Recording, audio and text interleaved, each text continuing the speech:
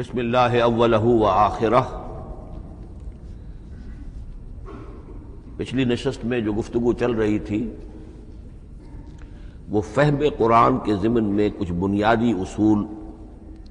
کہ جنہیں اگر پیش نظر رکھا جائے تو سہولت ہو جائے قرآن کے سمجھنے میں۔ 5 چیزیں بیان ہو چکی تھیں۔ نمبر 1، قرآن کا اسلوب استدلال منطقی نہیں ہے، فطری ہے، نیچرل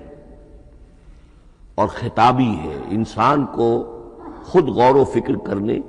اور اپنے اندر جھانکنے کی دعوت دیتا ہے قرآن۔ ثانیاً، قرآن مجید کی آیات میں تقسیم ہے، محکمات اور متشابہات، اور سورہ آل عمران میں جہاں اس کا ذکر ہے فرما دیا گیا ہے کہ اہل ایمان کا شیوہ یہ ہونا چاہیے کہ وہ محکمات پر اپنی توجہ کو مرکوز رکھیں اور متشابہات کے بارے میں اجمالی طور پر یقین رکھیں کہ اللہ کی طرف سے ہے، یقیناً حق ہے، چاہے وہ ہماری سمجھ میں آئی ہے یا نہیں آئی۔ لیکن اس میں جو ایک براڈ تقسیم ہے وہ یہ کہ آیات الاحکام سب کی سب محکمات ہیں، مستقل، اور عالم غیب، عالم آخرہ، عالم برزخ، عالم ارواح، عالم ملائکہ، اس کے تمام امور مستقل طور پر متشابہات میں سے۔ البتہ ایک تیسری کیٹیگری ہے کہ جو سائنٹیفک فینومینا کے ضمن میں ہو سکتا ہے کہ ایک شے آج متشابہات میں ہو، کل وہ محکمات میں داخل ہو جائے، جبکہ انسانی علم جو ہے وہاں تک پہنچ جائے اور اس کا ادراک کر سکے۔ نمبر 3، تفسیر زیادہ تر لفظی طور پر اور نحو اور صرف سے بحث کرتی ہے، تعویل کا مقصد ہے اصل مدلول تک پہنچنے کی کوشش کرنا۔ نمبر 4، تعویل میں عام اور خاص، خاص کانٹیکسٹ میں، زمان و مکان کے خاص کانٹیکسٹ میں جب قرآن نازل ہوا تو کسی آیت کا کیا اصل مفہوم تھا جو سمجھا گیا، اس میں شان نزول کی روایات کو بھی اہمیت حاصل ہوگی۔ لیکن چونکہ قرآن مجید صرف اس دور کے لیے یا اس علاقے کے لوگوں کے لیے ہدایت نامہ بن کر نہیں آیا تھا، بلکہ پوری نوع انسانی کے لیے تابد الآباد، لہذا اسی میں وہ مضمر ہے، اس میں وہ ہدایت مضمر ہے کہ تعویل عام کر کے آیت کے الفاظ، ان کا در و بست اور آیت کا سیاق و سباق اس کے حوالے سے، اور القرآن یفسر بعضہ بعضا کے حوالے سے یقیناً جو ہے اس میں ابدی ہدایت جو مضمر ہے وہ بھی حاصل کی جا سکتی ہے۔ نمبر 5، تذکر اور تدبر کا فرق، یہ دونوں الفاظ قرآن کے ہیں۔ تذکر کے لیے 4 مرتبہ اللہ نے سورہ قمر میں چیلنجنگ انداز میں فرمایا ہے، وَلَقَدْ يَسَّرْنَا الْقُرْآنَ لِلذِّكْرِ فَهَلْ مِن مُّدَّكِرٍ، ہم نے قرآن کو ذکر کے لیے، تذکر کے لیے،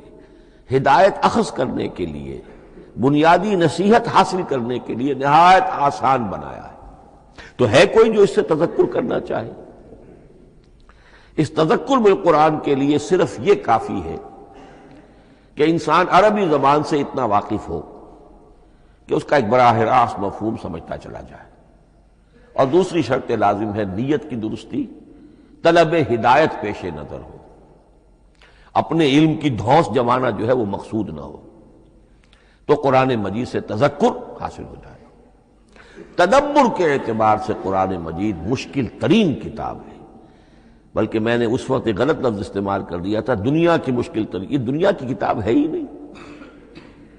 یہ تو مشکل ترین کتاب ہے، بہی معنی کہ اللہ تعالیٰ کے علم کامل سے اس کا نزول ہوا ہے، اس علم کا احاطہ کسی انسان کے لیے ممکن نہیں ہے۔ اسی طرح یہ قرآن ایک ایسے سمندر کے مانند ہے جس کا نہ کوئی کنارہ ہے اور نہ ہی اس کی کوئی تہہ ہے، اس میں پوری زندگیاں کھپانے کے باوجود بھی افلا یتدبرون القرآن، تدبر، لیدبروا آیاتہ ولیتذکر اولو الالباب، یہ 2 اصطلاحات خود قرآن کی ہیں۔ میرا جو کتابچہ ہے مسلمانوں پر قرآن مجید کے حقوق، اس میں میں نے ان پر تفصیل سے بحث کی ہے۔ نمبر 6، 2 اعتبارات سے قرآن مجید پر غور کرنے والے کا ایٹیچیوڈ ایک دوسرے سے بالکل متضاد ہوگا۔ احکام کے حوالے سے ایک طالب علم کا رخ پیچھے کی طرف ہونا چاہیے، اسلاف نے کیا سمجھا،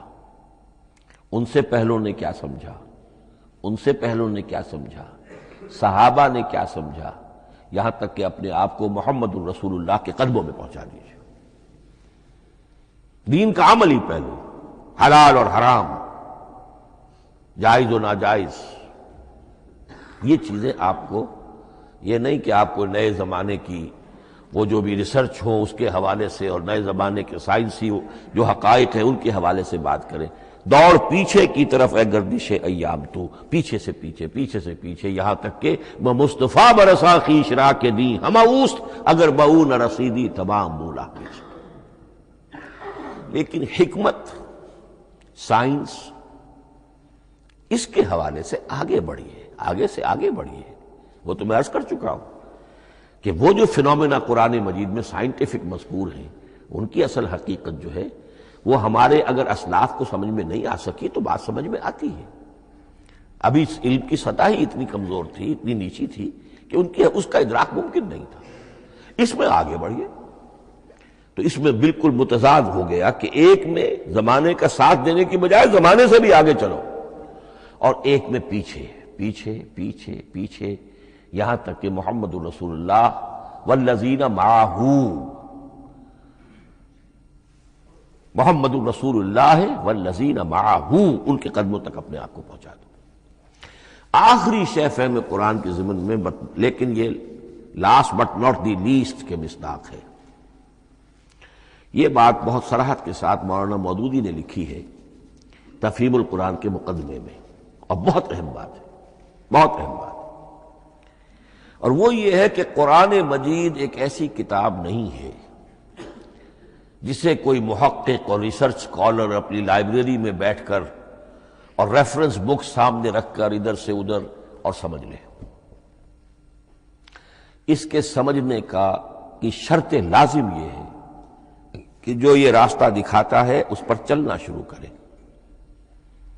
ایک ایک قدم کے بعد قرآنی حقائق مزید منکشف ہوں گے اور مزید منکشف ہوں گے اور مزید منکشف ہوں گے۔ جب تک قرآن مجید کے بتائے ہوئے راستے پر آدمی چلے گا نہیں، قرآن کی اصل حقیقت اس پر کبھی منکشف نہیں ہوگی۔ چاہے تفسیر لکھ دے، وہ تو لفظوں کی بحث ہے، صرف اور نحو ہے یا روایات ہیں، وہ جمع کر دیجئے، لیکن یہ کہ قرآن مجید کا صحیح فہم عمل کے بغیر ممکن نہیں۔ جیسے قرآن مجید میں آتا زادتہم ایمانا، ایمان بڑھتا ہے، عمل کے ذریعے سے ایمان بڑھتا ہے۔ میں اس میں ایک شے کا اضافہ کر رہا ہوں۔ میرے نزدیک قرآن مجید مینول آف ریولیوشن ہے۔ محمد عربی صلی اللہ علیہ وسلم نے ایک عظیم انقلاب برپا کیا دنیا میں، اور ایک انقلابی جد و جہد کی ہے۔ دعوت کے قبول کرنے والوں کو منظم کرنا، ان میں سم و طاعت کی عادت پیدا کرنا، پھر ان میں تن من دھن قربان کرنے کا جذبہ پیدا کرنا، پھر ان کا تزکیہ کرنا، ان کی تربیت، پھر جب وہ تیار ہو جائیں تو باطل سے ٹکر، اور اس میں پھر جہاد اور قتال کے مراحل، تاکہ انقلاب آ گیا، اور یہ کہ جاء الحق وزہق الباطل ان الباطل کان زہوقا۔ اس جد و جہد کے ہر مرحلے پر قرآن نازل ہو رہا ہے، جو اس مرحلے کے جو مسائل ہیں، جو اس مرحلے کے پرابلمز ہیں، جو اس مرحلے کی مشکلات ہیں، ان سے بحث کر رہا ہے۔ اب اگر کوئی فرد یا کوئی گروہ اس پروسیس میں وہ داخل ہی نہیں، وہ سمجھ ہی نہیں سکتا کہ یہ جو بات کہی جا رہی ہے اس کا اصل محل کیا ہے، مقام کیا ہے، کیوں کہی جا رہی ہے، وہ تو جب اسی قسم کی انقلابی جد و جہد میں کوئی خود مبتلا ہوگا تو اسے معلوم ہوگا یہ تھی وہ مشکل، یا یہ تھا وہ مسئلہ، یا یہ تھا وہ مرحلہ جو اس وقت کی جو جد و جہد تھی محمد الرسول اللہ والذین معہ کی، کہ اس وقت یہ آیات نازل ہوئی۔ اس طریقے سے مینول آف ریولیوشن میں کہا کرتا ہوں، چونکہ ہماری جو طب کی تعلیم ہوتی ہے ان میں مینول آف ڈسیکشن، سب سے پہلے جو ہے اناٹمی پڑھائی جاتی ہے اور ڈیڈ باڈی کی ڈسیکشن ہوتی ہے، تو مینول آف ڈسیکشن جو ہے وہ پہلی کتاب ہوتی ہے جو ہمیں ملتی ہے۔ یہ ہوتا ہے، بتایا جاتا ہے یہاں ذرا شکاف دو اور یہ کھال کو کاٹو، اس کے اندر تمہیں یہ نظر آئے گا، یہ فیشیا ہے، پھر اسے اس کے اندر ایک اور شگاف دو، یہ نظر آئے گا۔ بالکل اسی طریقے سے قرآن مجید کی انگلی پکڑ کر اگر آپ چلیں گے تو پھر درجہ بدرجہ قرآن آپ پر منکشف ہوتا چلا جائے گا۔ اور اگر آپ نے اسے صرف ایک اکیڈمک ایکسرسائز بنا لیا، ایک علمی بات ہے، اس سے آگے کچھ نہیں، تو قرآن مجید کا جو اصل لب لباب ہے، جو اصل اس کا جوہر ہے، وہ کبھی منکشف نہیں ہوگا۔